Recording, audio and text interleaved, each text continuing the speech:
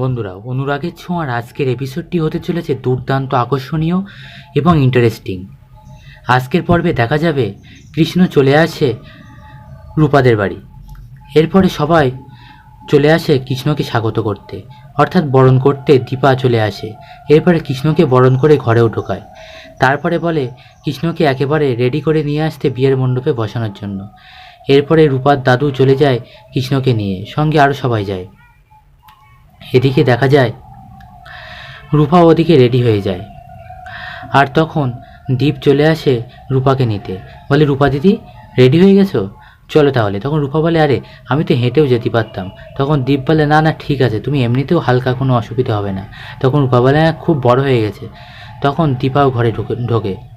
তখন দীপা বলে, শোন রূপা, ভালোবাসার বিয়ে একবারই হয়, মন দিয়ে কর, কোনো চিন্তা করিস না। এরপরে রূপাও দীপাকে জড়িয়ে ধরে। এরপরে রূপাকে নিয়ে সবাই নিচে নামতে থাকে, আর ওদিকে কৃষ্ণকেও রেডি করিয়ে মণ্ডপে নিয়ে যায়। এদিকে কুন্তলাও নিচেই চলে আসে আর দীপাকে খুঁজতে থাকে। তখন দীপাও সেখানে উপস্থিত থাকে, তবে মাথায় ঘোমটা দিয়ে থাকে, একটু দূরে দাঁড়িয়ে থাকে। তখন কুন্তলা এসে বলে, কি দীপা, এত দূরে দাঁড়িয়ে কেন? তখন দীপা বলে, আমিও তো মেয়ের মা না, আমারও তো বিয়ে দেখতে নেই, তাই দূরেই দাঁড়িয়ে আছি, দূর থেকেই দেখছি, এটাই তো অনেক ভালো, তাই না? তখন কুন্তলা বলে, হ্যাঁ, ও মেয়ের মারও তো দেখতে নেই, না না ভালো, ঠিক আছে, আমিও এখানে দাঁড়াই আপনার পাশে, ভালোই হলো। আমি অনেকক্ষণ আপনার সঙ্গে সময় কাটাতে পারবো, আর আপনাকে একদম চোখে চোখে রাখবো, চোখের আড়াল হতে দেবো না। দীপাও একটু মুচকি হাসি দেয় কুন্তলাকে কিছু বুঝতে দেয় না। ওদিক থেকে জয় দীপাকে ইশারা করতে থাকে, মানে সব কিছু রেডি আছে। তখন দীপা মনে মনে ভাবে, কীভাবে এই কুন্তলার চোখ এড়িয়ে বাইরে বেরোবো। এদিকে সবাই রূপাকে নিয়ে পিঁড়েতে করে বসিয়ে চলে আসে।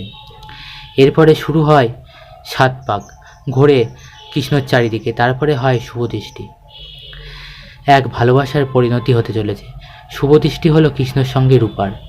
তারপরে হয় মালা বদল। তারপরে 7 পাক ঘুরতে থাকে। এদিকে দেখা যায় দীপা ছল খোঁজে বেরোনোর জন্য। এদিক থেকে তখন দীপা শ্বশুরমশাই এসে কুন্তলাকে কথায় ব্যস্ত রাখে, আর দীপা পিছন দিক থেকে বেরিয়ে যায়। তখন দীপার মতন একটা মেয়েকে সাজিয়ে দেয়, আর ওদিক থেকে জয়ের মতন একজন সেজে থাকে। তখন সেই সাজানো মেয়েটি আবার দীপার জায়গায় ফিরে এসে ওদের বাড়ির কাজের লোকের সঙ্গে কথা বলতে থাকে। আর ওদিকে কুন্তলা দেবী প্রথমে চোখ ফিরিয়ে দেখে দীপা নেই। তখন তো চারিদিকে হন্যে হয়ে খুঁজতে থাকে। তারপরে যখন দীপার সাজানো মেয়েকে দেখে, তখন কুন্তলা ভাবে, যাক বাবা, বাঁচা গেল। একটুখানি সময়ের জন্য মনে হলো প্রাণটা বেরিয়ে যাচ্ছিল। মহারানী তালি হাজির হয়েছে। এদিকে বিয়ের অনুষ্ঠান প্রায় শেষ হতে চলল। কৃষ্ণ আর রূপার ভালোবাসার পরিণতি পেল। দুজনের বিয়ে প্রায় সম্পন্ন হলো। এবার সিঁদুর পরিয়ে দিল কৃষ্ণ রূপাকে। তারপর এদিকে রূপা আর কৃষ্ণর বিয়েও সম্পন্ন হলো। এদিকে দীপা আর জয় পৌঁছে গেল কুন্তলাদের বাড়িতে।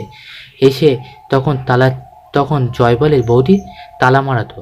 তখন দীপা বলে, দাঁড়াও আমি খুলছি। তখন বলে, চাবি কোথায় পেলে? তখন দীপা বলে, কৃষ্ণ দিয়েছে। এরপরে ঘরের চাবি খুলে দোতলায় ওঠে দীপা, আর জয় নিচের ঘরগুলো খুঁজতে থাকে।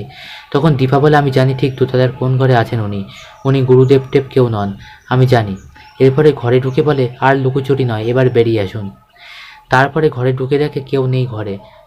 বন্ধুরা, পরবর্তী এপিসোডটি আরও আকর্ষণীয় হতে চলেছে, তাই পরবর্তী পর্বে ডিটেলস পেতে অবশ্যই আমাদের সঙ্গে থাকুন।